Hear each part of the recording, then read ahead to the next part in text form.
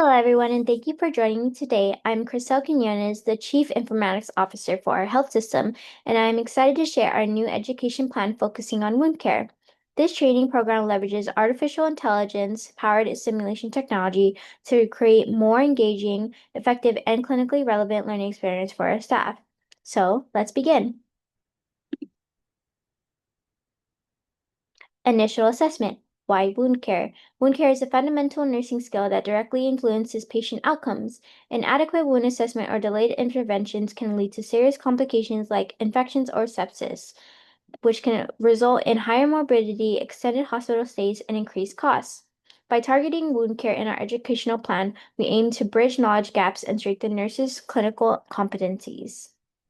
This education aligns with our mission to deliver safer and more effective and equitable care. SMART objectives. Here we have our SMART objectives framework, which is also known as specific, measurable, achievable, relevant, and time-bound. For instance, by setting a clear goal to improve documentation accuracy and clinical skills within 4 weeks, we can track improvement over time and adjust training as needed. These objectives not only align with our current best practices from the WOCN, also known as Wound Ostomy and Continence Wound Society, but also promote patient safety and reduce wound-related complications. Instructional methods and tools. We chose AI simulation because of its ability to replicate complex wound care scenarios. Tools like the Body Interact provide realistic visuals, interactive wound staging, and immediate feedback. These platforms also allow repeated practice without harming actual patients, which is particularly useful for high-risk tasks like wound debridement or dressing. This multi-module strategy ensures that our staff not only learns but retains and applies knowledgeable education. Resources and support. Our health system already has a strong foundation with a well-integrated LMS and simulation lab infrastructure. We also have a network of wound care specialists who can provide clinical guidance to evaluate our plan. Body Interact or similar vendors will be a need to support this platform into our LMS. Investments in these resources will ensure this program is scalable, sustainable, and aligned with our clinical goals. Timeline. Our 4-week implementation timeline is ambitious but realistic. Right over here, I listed week 1, week 2, week 3, and week 4. Tracking module completion through the LMS allows us to monitor progress and identify areas for reinforcement. So this is definitely needed. Recruitment, communication, and contingency plan.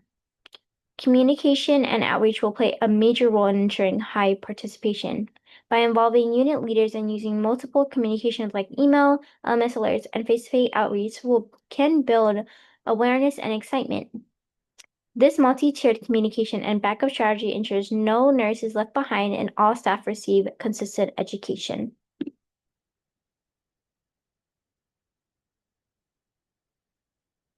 Measuring success is crucial to justify resource use and improve future training. We'll begin by administering pre and post tests to measure knowledgeable gain.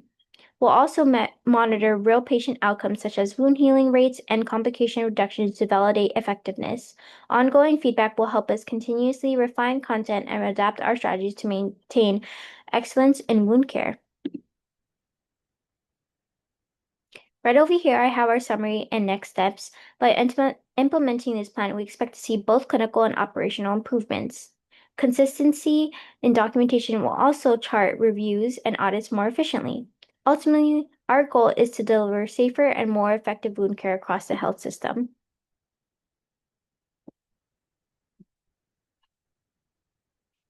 At the end of our PowerPoint, I would like to discuss these 3 topics. What challenges have you experienced with your wound care training? How can you tailor this program into your unit's needs? And what supports will help you participate fully in this training?